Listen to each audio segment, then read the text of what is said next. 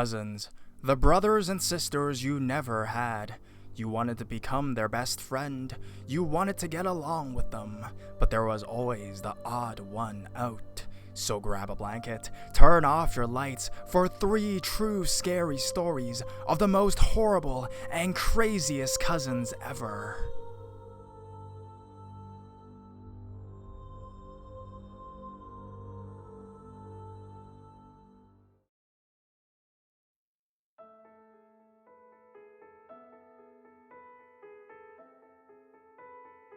My cousin, best friend, and molester. Okay, let's not meet. Here's another one from me. I've been through a lot in my short 18 years of life. I grew up in rural Louisiana. My mother was 19 when I was born, and I have no clue how old my father was. Neither of them were in my life as I was growing up, and my maternal grandmother and grandfather raised me until I turned 7, when my aunt and uncle adopted me. Anyways, I moved to Anchorage, Alaska, then Vegas, and then decided to head back to Louisiana for college. Well, when I was younger, I had a cousin my age named Mark, but we would call him Woodda as a family nickname. We were super close growing up, and after I was adopted, I didn't have any contact with him. The first time I'd seen him was the one time I came back for a family vacation. It was exactly 7 years later, making the both of us 14. At some point during this vacation, the two of us ended up alone. It was then that he started to ask me if I'd ever had sex before, and if I had a boyfriend. I was a pretty sheltered kid, so I answered him no to both questions. And he took advantage of this by telling me that I could lose my virginity to him, and it wouldn't hurt because he knew what he was doing. He proceeded to pull down my pants and underwear and attempted to give me oral sex. Luckily, my mother happened to walk in the house, which caused him to leave and gave me time to gather my bearings. I didn't tell anyone about it. I don't know if I felt guilty or if I was scared, but I do know I was confused. Fast forward 4 years later, I come home to visit family before I head off to school. Woodda is still there, and still being creepy. In front of everyone, he pretends to treat me like we're still best of friends, and touches my hair and hugs me, which drives me insane. In passing, he brushes his hand against my butt and shoots me sly looks. I try my hardest to make sure we aren't alone. Present day, the fall semester is about to begin again, and much to my dismay, my father sent me back south a week early. I have no choice but to stay with the family that houses Woodda. I've definitely stayed clear of him so far, but I have 4 more days before I can leave and go back to campus. I don't know what to do, but he's still as disgusting as ever, forcing himself on me, asking me to do his hair and trying to playfully touch me. Please, guys, I need some help.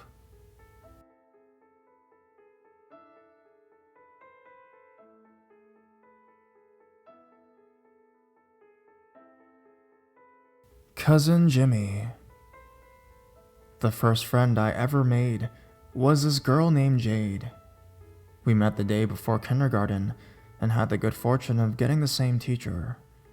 We were more or less attached at the hip until the end of 3rd grade. My great-grandmother had passed that January, and my mom wanted to buy and restore her gorgeous 1850s farmhouse. So she did, and we moved in that August. Being a kid with 2 working parents like hers, we didn't get to see each other much, and after that, only the occasional birthday party.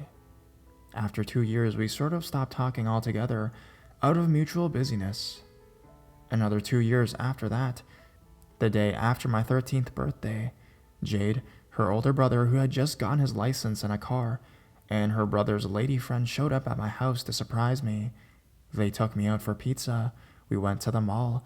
I was overjoyed when my mom gave me permission to stay the night at her house.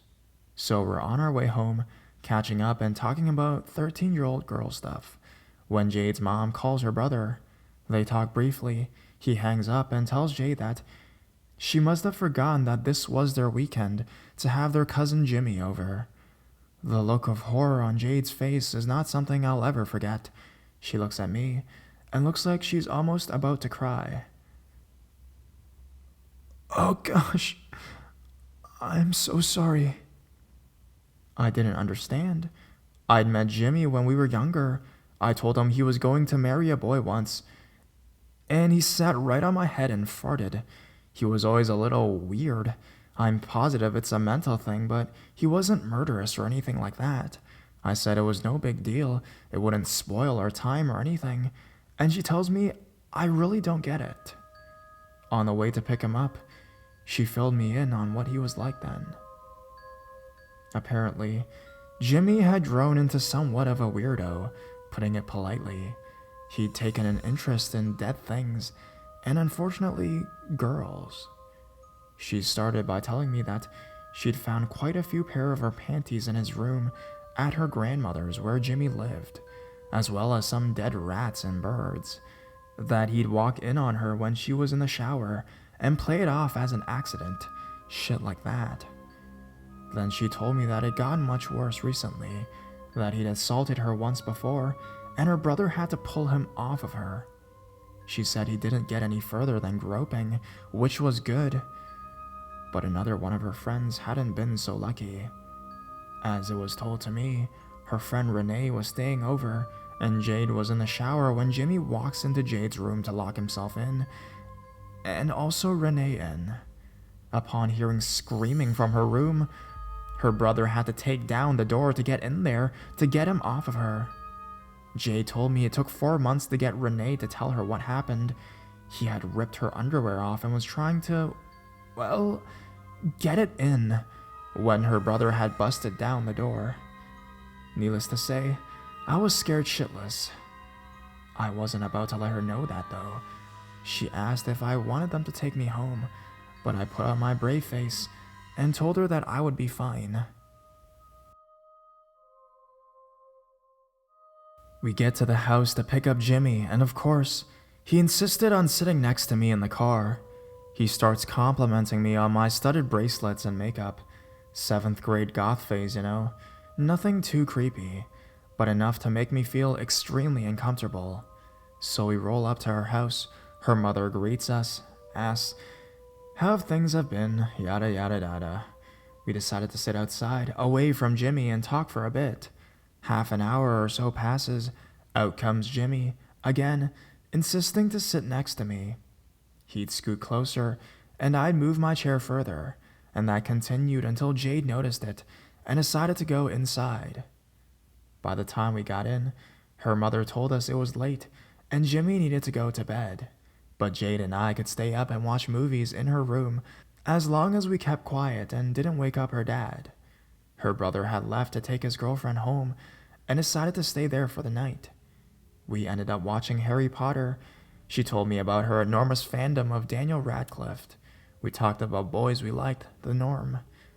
When it came time to lie down, I asked her if we could lock the door, and she tells me the lock is broken from the incident with Renee. So I died a little inside and attempted to swallow my fear and lie down. I didn't sleep. About 3 a.m., I heard a door open down the hall. A few seconds later, Jimmy slowly and quietly opens the door. He stood there for close to a fucking half hour, then he started moving in. I sprung to my feet and very, very loudly asked him what he thought he was doing. Jade sat up and told him to get out of her room, that she was going to get her mom, things along those lines, and he turned and left without saying a word. Fast forward a few sleepless hours, her mom is up and getting ready for church and tells us that we don't have to go. That unfortunately went for Jimmy as well, which we didn't realize until after we told her we'd just stay there. So her mother leaves, and Jade asked if I wanted to get a shower. After she told me of her experience with Jimmy accidentally walking in on her, I politely decline, and she says I can do whatever while she gets one. So I shut myself in her room and start doing my hair and makeup. A few minutes later, Jimmy opens the door and stands in the doorway. He starts telling me how pretty he thinks I am, how the whole dark look on girls is irresistible to him, that no girls at his school dress like me, and he thinks that I'm the perfect female specimen. Not knowing what to do, I just kept at my makeup and trying to acknowledge him as little as possible. At this point, I realize he's completely blocking the doorway, standing with his arms out. He's not a little guy, so I stand up and ask him to move. He holds steady. Then he tried to grab me by the arm. It was about a minute and a half of dancing around the room, me trying to dodge him and him coming at me. I jumped up on the bed and jumped off the other side and darted to her parents' bathroom and locked myself in. He didn't follow me in there. After 15 minutes, Jade got out of the shower and started yelling for me, and I yelled for her to come and get me and told her what happened. She cried. I'd never seen her so upset. She apologized profusely, but I assured her it wasn't a big deal and not to be so upset about it. Though it was one of the scariest things that's ever happened to me, and I think of it often. It was a long time before I went back to see her, and I haven't seen cousin Jimmy since then, though I did find some graffiti at this abandoned high school in the town they live in, proclaiming him a fucking freak. I'll drink to that.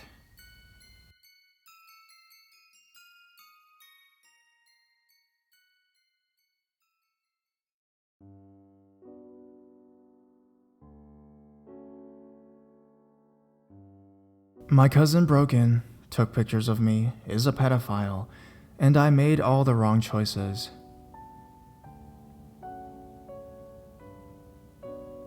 You should know a little bit about our family before I get writing this. You should know that my mom had a brother who died of a heart attack in 2005. He was in his late 40s and left behind his 2 kids and a wife. His children, Ron and Christy. Christy was older than Ron and myself by 4 years. She had just had a baby a year prior to all of this. Their mom is my Aunt Sheila. When my uncle passed away, the entire family broke apart. He and my Aunt Sheila and Ron all lived in the house my grandmother had purchased since my grandmother no longer lived there. She decided to snowbird with my grandfather a few years before this, spent the majority of her time in Florida to avoid the cold. After my uncle passed away, getting in contact with Sheila, Christy, and Ron had been progressively more difficult. We wanted to be there for them, and my mom, who was very good friends with Sheila, felt like she needed her too. But that wasn't happening. Nothing was as it seemed. One day, after many calls went unanswered, my mom and I drove to the house my aunt, Christy, Ron, and Christy's baby were staying in, to find most of their belongings gone, and the house destroyed. Curtains were ripped from the walls, tables flipped, the garage window was smashed. Other than that, it was just overall very unclean, and we could tell that my grandmother's house was not being taken care of prior to whatever hell had happened in the past 2 weeks to make it look broken into, which at first we thought it was broken into. When we saw all the belongings were missing, we knew that Sheila and the kids had just left.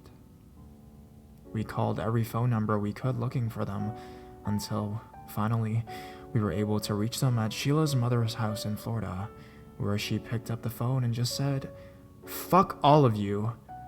She then hung up, which was odd since our families had always been very close. We went on vacations every year, had Friday night sleepovers, and Sunday dinner every week. A lot happened very quickly after that. We found divorce papers in the abandoned home. They were all signed only by Sheila. The woman who lived across the street from the house stated she noticed that when Sheila got the mail, she would hide some of the envelopes, likely bills, in her purse.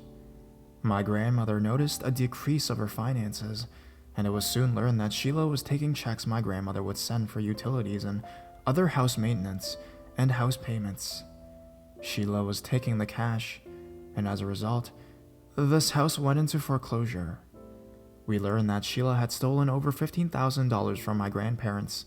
We learned that Sheila was having an affair prior to my uncle's death with a good friend of his. It was a mess. It took weeks for my mother and I to get that house in preparation to sell, but we did. The house sold, but our family was gone, and we were left to sit in a giant puddle of what the fuck. But some people are just bad.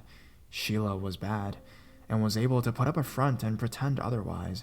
She was stealing, cheating, lying for over 5 years that we know of.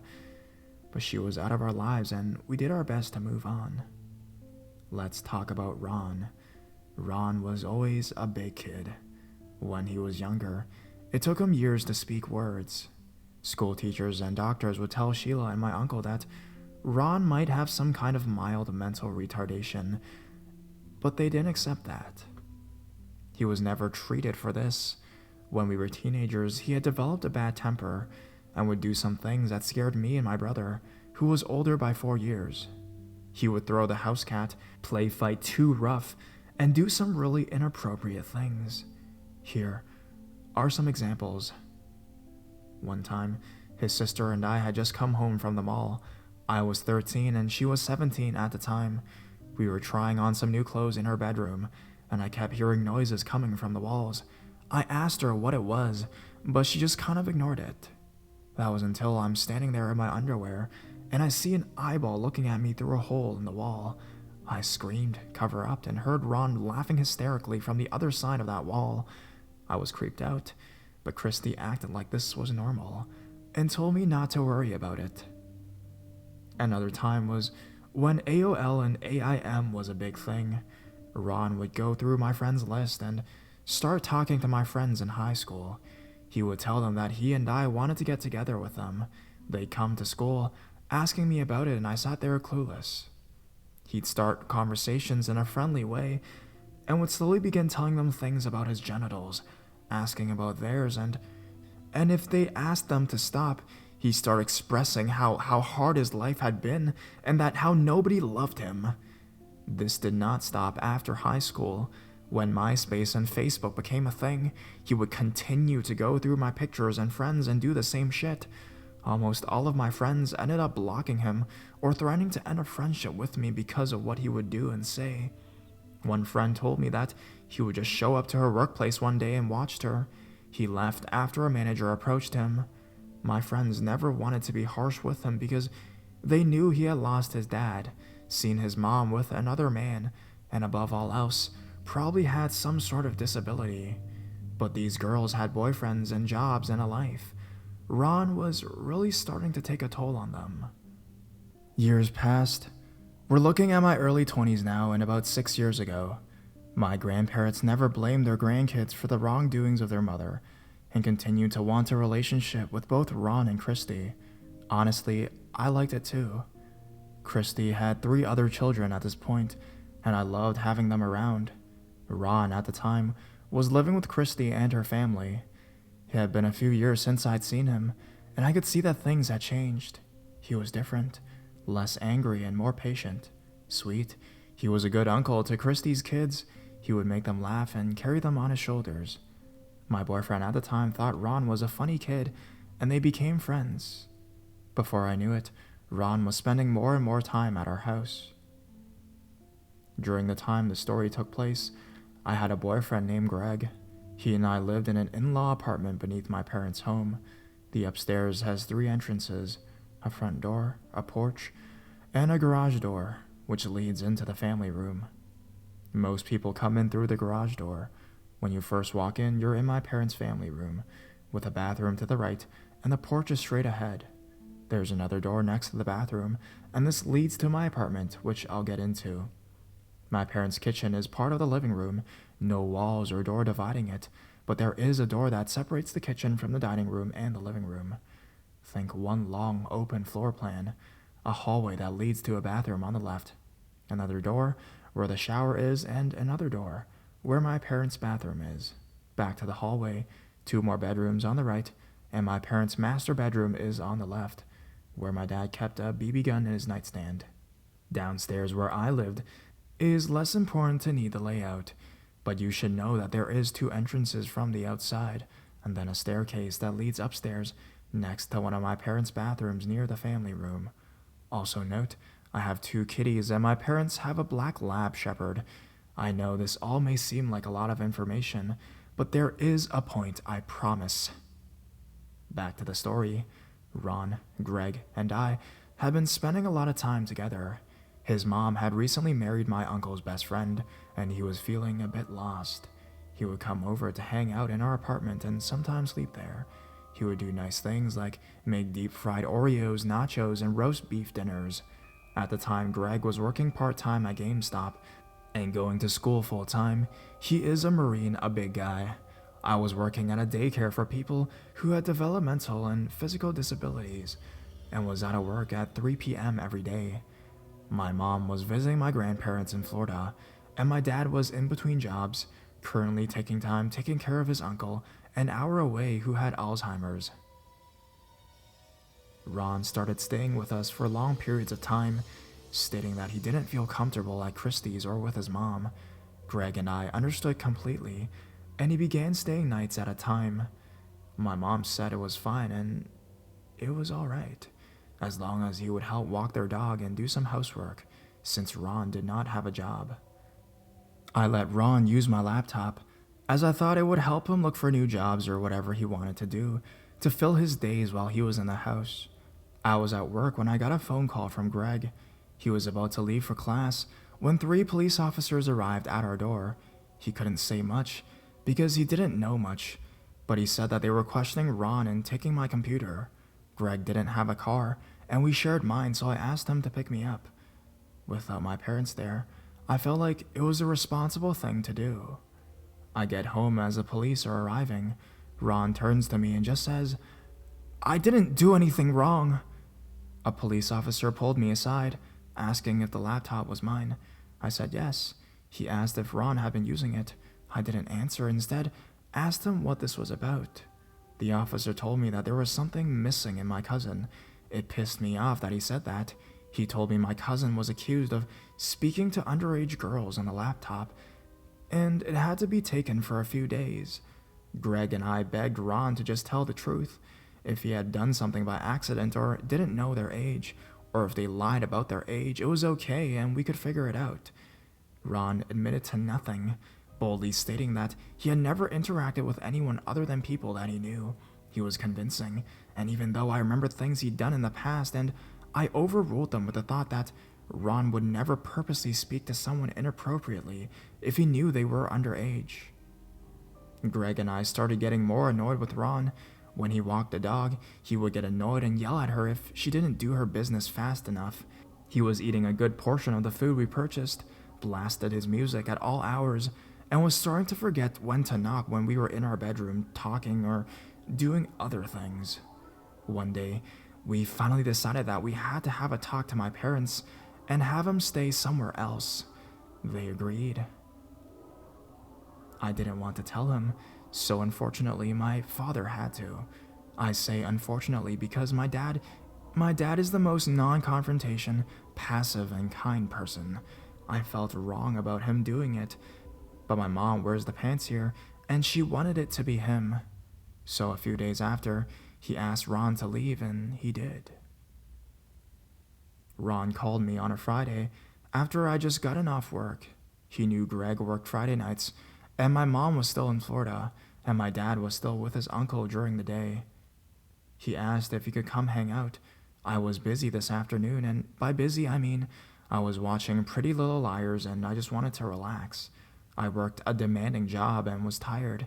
He was frustrated that I said no, saying he would just come by for a little while, but this didn't change my answer. I told him that we would hang out another night. I hung up and laid back down on the couch. I was in my parents' family room. Mika, our dog, was laying on the floor beside me. I heard a sound come from downstairs at around 4:15 p.m. It had been about a half hour since Ron had called. It sounded like someone was banging on walls.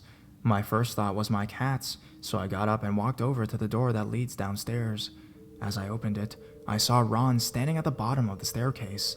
I asked him what he was doing.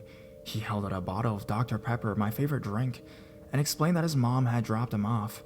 I was annoyed. I left the door open, assuming at this point I'd have no choice but to hang out. And I really just wasn't up to company.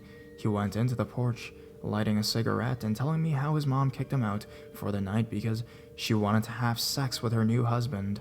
He was so angry about it, saying he couldn't believe that anyone loved him at all. This enraged me, and after years of dislike that I had towards this woman, I took up my phone and called her while Ron was on the porch smoking, and I was in the family room. I explained to her that Ron was no longer supposed to be at my house unless my parents were home, which was true, and that they weren't, so she would have to come pick him up. I know this was harsh of me, and I probably sounded like a bitch, but honestly, I was so exhausted and really just wanted to be by myself. She called me a little cunt. I called her a lying bitch and asked her what kind of mother dumps their kids so they can fuck someone. She hung up on me. I laughed about it because I'd never gone to give it to her, even the tiny piece of my mind. I went to the porch and told Ron. I kinda yelled at his mom, thinking he might be happy someone stood up for him. Maybe I was also thinking of myself when I stood up for him, but I still did it. Instead, Ron put out his cigarette and began pacing the porch, putting his hands over his head as he did. I knew I fucked up. I hurt his feelings and I started something I shouldn't have. I was being selfish, so I apologized. His response was throwing the plastic table on the porch against the window and barging out the door leading outside. Now, I really feel shitty.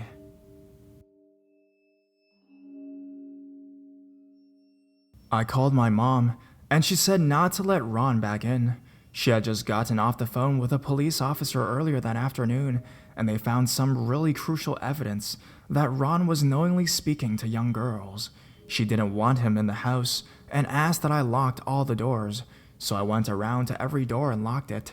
I started upstairs and made my way down. When I had gotten to my apartment, I noticed that my cats weren't in sight, begging for snacks like usual. I'd figured I'd get to the door after I found them. They were locked in the bathroom.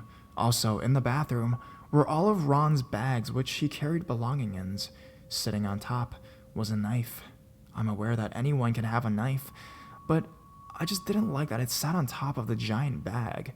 So I put it inside his bag, let my cats out of the bathroom, and picked up the bag so that I could maybe place it outside.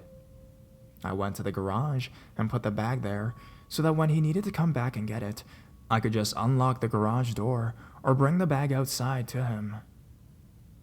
An hour passed. I heard a glass smash from what sounded like behind me. I was now in the family room upstairs again. I heard it again and knew it was coming from the garage. I wanted to open the door but was scared to. After a couple minutes of silence, I opened it just a little and saw the glass windows of the garage door had been broken. I heard the sound of someone walking on the outside porch, which led to the indoor porch. I forgot to lock the door that brings you in that way, but I did lock the glass slider that leads from the porch to the living room. The door opened, and Ron stood there, clenching his fists, which were bleeding. Assuming from punching hitting the window, he demanded that I open the door. I shook my head and asked if I should call an ambulance. He started screaming, saying, "Fuck you, and I'll find a way in, you little bitch." "Wait until I do." I called my mom, and she told me to dial 911. Then my grandparents intervened, telling me not to. They begged me not to, reminding me that Ron had a temper and disability issues, and now that the pedophile accusations, he'd surely be looking at prison if I called the police. I was on the other side of the house near the bedrooms now. I grabbed the BB gun and brought it into my parents' bathroom with me. Mika was close by, panting, but not really doing much else. This was later explained to me. Mika knew Ron, and is why she did not react in a tough dog kind of way. Everything was silent, and I was starting to think that he had left. I hung up on my mom and grandparents and called my aunt, who lived 20 minutes away. I also called my best friend, who was closer than that. I told him that I didn't know if he was still there, and if he was by the time they got there, then to disregard my grandparents and call the police and not step out of their cars.